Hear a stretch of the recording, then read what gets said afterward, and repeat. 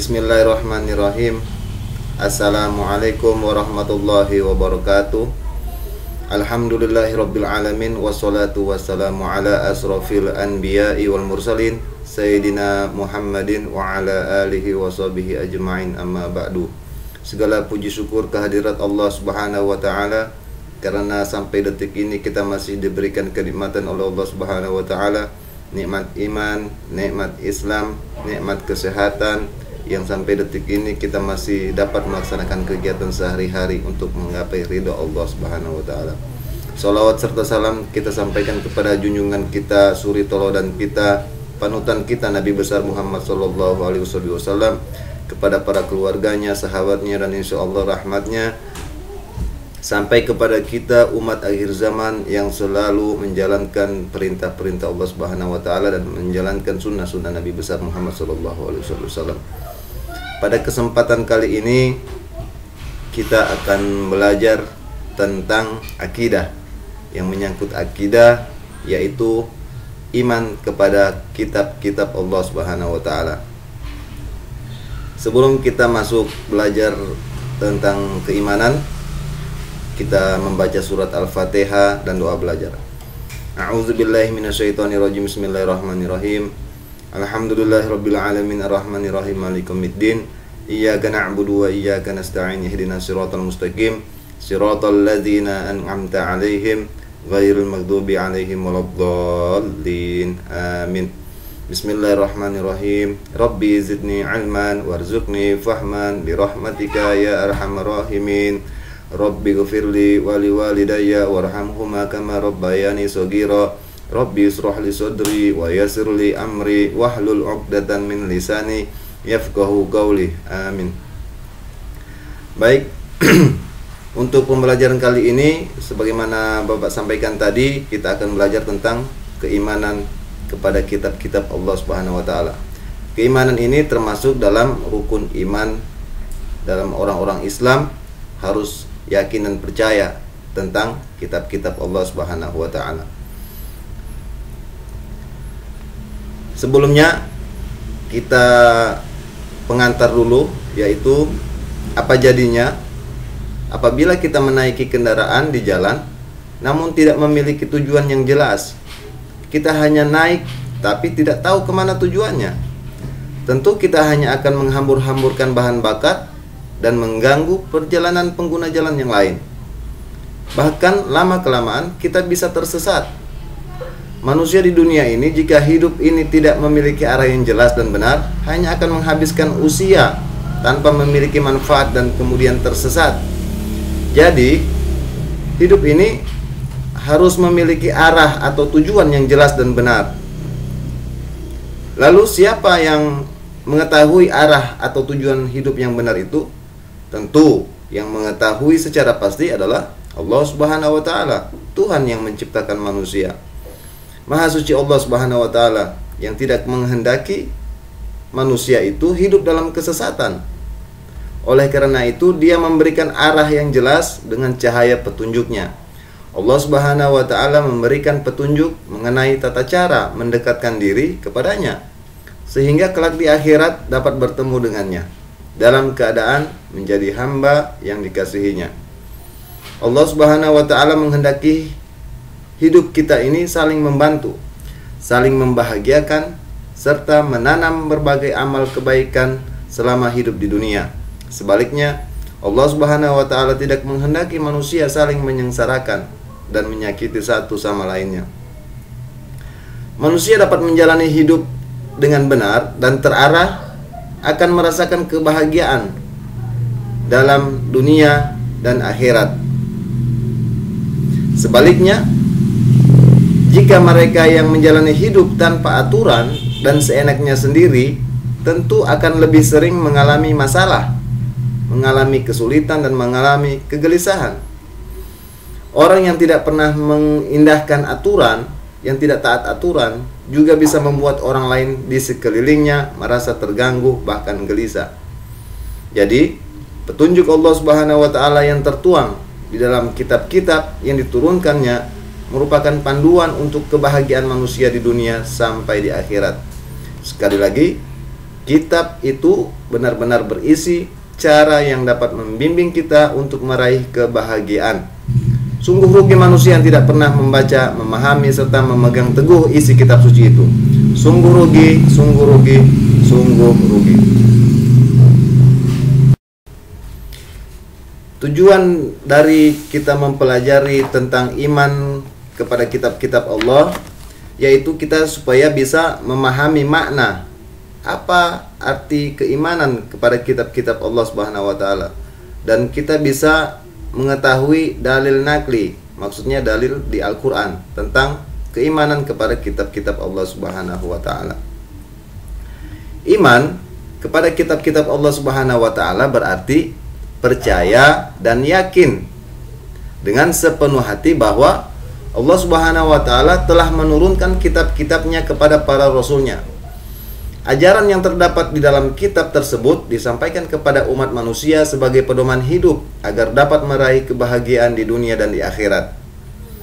Diturunkannya kitab-kitab Allah Subhanahu wa taala ini merupakan anugerah.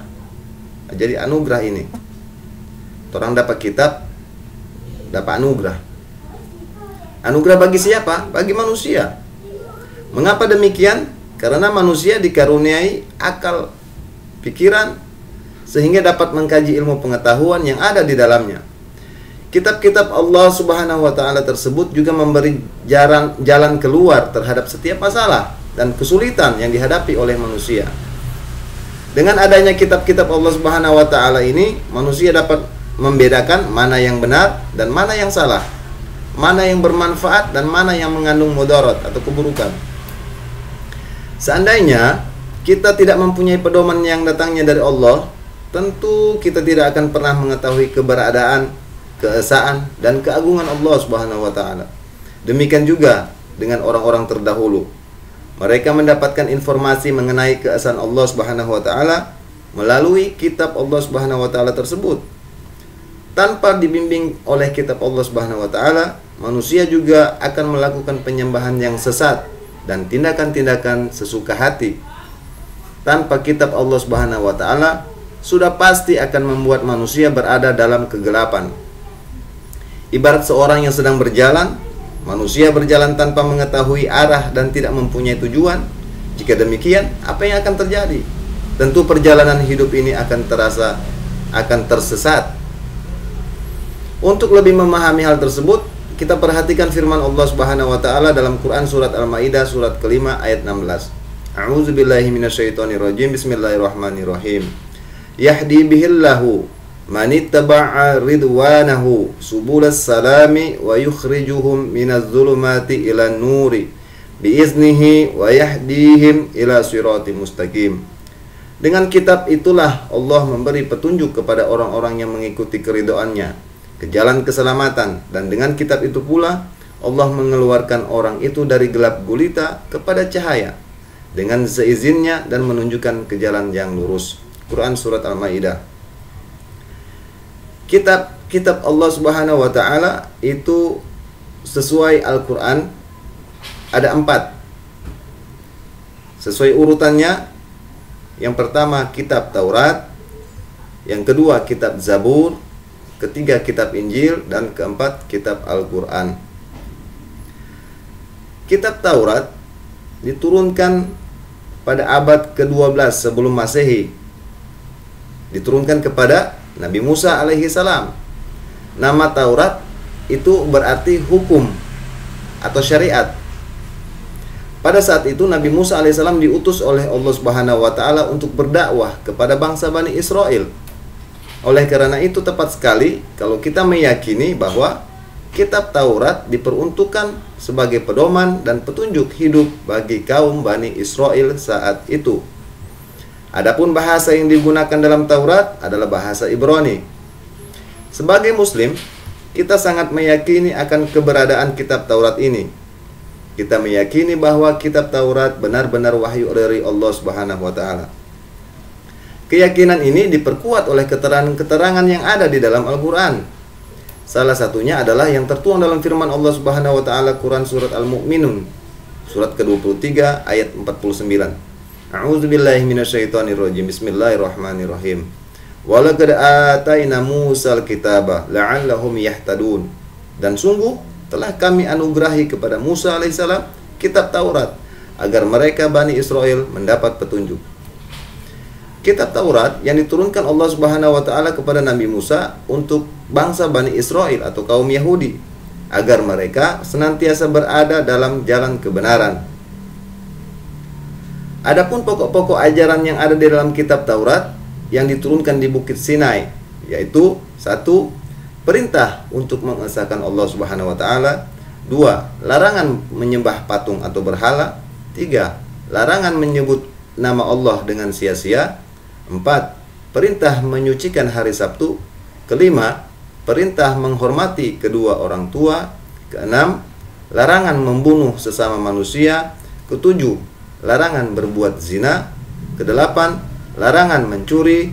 9. Larangan menjadi saksi palsu. 10. Larangan mengambil hak orang lain. Kitab kedua yaitu kitab Zabur. Kitab Zabur diturunkan pada abad ke-10 sebelum Masehi. Kitab Zabur diturunkan oleh Allah Subhanahu wa taala kepada Nabi Daud alaihi salam untuk bangsa Bani Israel atau umat Yahudi. Kitab ini diturunkan di daerah Yerusalem. Sebagaimana firman Allah Subhanahu wa taala, A'udzubillahi minasyaitonirrajim. Bismillahirrahmanirrahim. Wa rabbuka a'lamu biman fis samawati wal ard. Walaqad faddalna ba'dan nabiyyina 'ala ba'din wa ataina Dawuda zabura. Dan Tuhanmu lebih mengetahui siapa yang di langit dan di bumi. Dan sungguh kami telah memberikan kelebihan kepada sebagian nabi-nabi atas sebagian yang lain. Dan kami berikan Zabur kepada Daud. Quran surat Al-Isra surat ke-17 ayat 55. Kitab yang ketiga, kitab yang diturunkan oleh Allah Subhanahu wa taala yaitu kitab Injil. Diturunkan pada abad ke-1 Masehi. Kitab Injil diturunkan kepada Nabi Isa alaihi salam. Kitab Injil ini diwahyukan di daerah Yerusalem. Kitab ini ditulis pada awalnya dengan menggunakan bahasa Suryani. Kitab ini menjadi pedoman bagi kaum Nabi Isa alaihissalam, yaitu kaum Nasrani. Sebagaimana firman Allah Subhanahu wa taala, Qala inni Abdullah atani al-kitaba wa ja'alani nabiyyan. Yang artinya dia, maksudnya Nabi Isa alaihissalam berkata, sesungguhnya aku hamba Allah. Dia memberiku kitab Injil. Maksudnya dia ini Allah. Dia memberiku kitab Injil dan dia menjadikan aku seorang nabi. Quran surat Maryam surat ke-19 ayat 30. Kitab Injil berisi ajaran pokok yang sama dengan kitab-kitab sebelumnya. Namun, ada yang menghapus sebagian ajaran kitab Taurat yang sudah tidak sesuai dengan zaman itu. Secara umum, kitab Injil berisi tentang 1. Perintah untuk kembali mengesahkan Allah Subhanahu wa taala. 2. Membenarkan keberadaan kitab Taurat. 3. Menghapus beberapa hukum dalam kitab Taurat yang tidak lagi sesuai dengan perkembangan zaman. 4. Menjelaskan bahwa kelak akan datang kembali Rasul setelah Nabi Isa alaihissalam, yaitu Nabi Muhammad sallallahu alaihi wasallam. Di samping ada di kitab Injil, penjelasan ini juga terdapat di dalam kitab Taurat. Kitab Injil menjadi pedoman bagi para pengikut kaum agama Nasrani agar melaksanakan hukum-hukum Allah Subhanahu wa taala yang dibawa oleh Nabi Isa alaihissalam. Nabi Isa alaihissalam mengajarkan agar kaumnya taat kepada hukum-hukum Allah dan tidak terlena dengan gemerlap harta dan dunia. Berikut kitab yang keempat, yaitu kitab Al-Quran. Kitab Al-Quran diturunkan pada abad ke-7 Masehi, kurun waktu 611 sampai 632 Masehi. Kitab Al-Quran merupakan kitab yang diturunkan oleh Allah Subhanahu wa taala kepada nabi dan rasul yang terakhir, yaitu Nabi Muhammad sallallahu alaihi wasallam. Kitab suci Al-Quran diturunkan Allah Subhanahu wa taala sebagai penyempurna dan membenarkan kitab-kitab sebelumnya. Firman Allah Subhanahu wa taala, A'udzubillahi minasyaitonirrajim. Bismillahirrahmanirrahim. Nazzala 'alaikal kitaba bil haqqi musaddiqan lima baina yadayhi wa anzala taurata wal injil. Dia menurunkan kitab Al-Quran kepadamu Muhammad yang mengandung kebenaran, membenarkan kitab-kitab sebelumnya dan menurunkan Taurat dan Injil. Quran surat Al-Imran surat ketiga ayat 3. Setelah wahyu yang diturunkan di Gua Hira tersebut, turunlah wahyu-wahyu berikutnya sampai seluruhnya diturunkan oleh Allah Subhanahu wa taala. Secara umum, pokok-pokok ajaran yang terkandung di dalam Al-Qur'an adalah 1. Akidah atau keyakinan, yaitu hal-hal yang berkaitan dengan keyakinan seperti mengesahkan Allah Subhanahu wa taala dan meyakini malaikat-malaikat Allah Subhanahu wa taala. 2. Akhlak atau budi pekerti, yaitu berkaitan dengan pembinaan akhlak mulia dan menghindari akhlak tercela. 3. Ibadah, yakni berkaitan dengan tata cara beribadah seperti sholat, zakat, dan ibadah lainnya. Yang 4. Muamalah, yakni berkaitan dengan tata cara berhubungan dengan sesama manusia. Yang 5. Tarikh atau sejarah, yaitu kisah orang-orang umat terdahulu. Kitab-kitab Allah Subhanahu wa taala sebagai petunjuk bagi manusia. Kitab-kitab yang diturunkan Allah Subhanahu wa taala kepada manusia melalui para utusannya dimaksudkan agar dijadikan petunjuk bahwa keberadaan manusia di muka bumi. Karena manusia diciptakan oleh Allah Subhanahu wa taala, maka hanya kepadanya manusia menyembah. Allah Subhanahu wa taala menciptakan manusia dengan penciptaan yang sempurna. Manusia diberi akal, manusia diberikan hati nurani, manusia diberikan nafsu. Hal ini dimaksudkan agar manusia bisa menjadi khalifah di muka bumi, sebagaimana tujuan diciptakannya. Al-Quran merupakan kitab suci dari Allah Subhanahu wa taala yang terjamin kemurniannya. Maksudnya, sejak awal diturunkan sampai sekarang, bacaan Al-Quran dan isinya tidak mengalami perubahan, baik penambahan maupun pengurangan. Allah Subhanahu wa taala telah menjamin kemurnian Al-Quran ini sebagaimana tertuang dalam firman-Nya, A'udzubillahi minasyaitonirrajim, Bismillahirrahmanirrahim. Inna nahnu nazzalna dzikra wa inna lahu lahafizun. Artinya, sesungguhnya kamilah yang menurunkan Al-Quran dan pasti kami pula yang memeliharanya. Quran surat Al-Hijr surat ke-15 ayat 9. Al-Quran tidak hanya terjaga secara tertulis dalam mushaf seperti yang kamu lihat sehari-hari.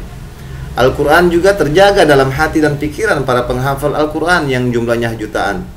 Dalam sejarah tercatat bahwa Al-Quran tidak diturunkan sekaligus kepada Rasulullah SAW. Seluruh ayat-ayat Al-Quran diturunkan secara bertahap, sedikit demi sedikit, dan berangsur-angsur dalam kurun waktu 22 tahun, 2 bulan, 22 hari, atau kurang lebih 23 tahun. Jumlah surat di dalam Al-Quran sebanyak 114 surat. Ditinjau dari masa turunnya, surat yang diturunkan sebelum Rasulullah SAW hijrah ke Madinah dinamakan surah Makkiyah. Sedangkan surat yang diturunkan setelah hijrah ke Madinah disebut surah Madaniyah. Umat Islam yang menjadikan Al-Quran sebagai pedoman dalam kehidupannya sehari-hari sudah tentu akan menjadikannya hidup lebih terarah dan selamat sampai tujuan hidupnya yang sebenarnya. Tujuan hidup sebenarnya adalah bahagia di dunia dan bahagia di akhirat. Sebagai umat Islam, kita harus mencintai Al-Quran dan bertekad untuk menjaga serta mengamalkan isinya. Adapun perbedaan kitab dengan suhuf. Suhuf itu lembaran-lembaran. Wahyu-wahyu Allah Subhanahu wa taala yang diterima oleh para rasul dan perkembangannya ada yang dibukukan berbentuk kitab dan ada yang tidak dibukukan atau berbentuk suhuf, yaitu lembaran-lembaran terpisah. Namun kedua-duanya sama-sama berisi firman Allah Subhanahu wa taala yang diberikan kepada para nabi dan rasul. Keterangan yang menyatakan bahwa suhuf itu benar adanya adalah firman Allah Subhanahu wa taala berikut ini. Bismillahirrahmanirrahim. Inna hadza lafi suhufil ula, suhufi Ibrahim wa Musa. Sesungguhnya ini terdapat dalam kitab-kitab yang dahulu, yaitu kitab-kitab Ibrahim dan Musa. Quran surat Al-A'la surat ke-87 ayat 18 sampai 19. Secara rinci, para nabi dan rasul yang menerima suhuf dari Allah Subhanahu wa taala adalah Nabi Ibrahim alaihi salam menerima 10 suhuf. Nabi Musa alaihi salam menerima 10 suhuf. Kitab dan suhuf mempunyai persamaan dan juga perbedaan. Persamaannya adalah Keduanya sama-sama firman Allah Subhanahu wa taala yang diturunkan kepada para rasulnya. Adapun perbedaan antara kitab dan suhuf antara lain, isi kitab lebih lengkap daripada isi suhuf. Bentuk dari kitab sudah dibukukan, sedangkan suhuf masih berbentuk lembaran-lembaran yang terpisah. Kitab biasanya berlaku lebih lama daripada suhuf. Hikmah beriman kepada kitab-kitab Allah. Sekarang kita berbicara tentang hikmah beriman kepada kitab-kitab Allah. Allah Subhanahu wa taala menurunkan kitab-kitabnya di dunia ini dengan cara diwahyukan kepada rasulnya. Tentunya hal ini dapat memberikan hikmah atau manfaat bagi kehidupan manusia dan makhluk Allah Subhanahu wa taala di alam semesta ini. Manusia yang mengaku beriman harus berusaha mengambil hikmah dari kitab-kitab Allah Subhanahu wa taala tanpa meragukannya. Adapun hikmah yang dapat diambil dari adanya kitab-kitab Allah sebagai berikut. 1. Memberikan petunjuk kepada manusia mana yang benar dan mana yang salah. 2.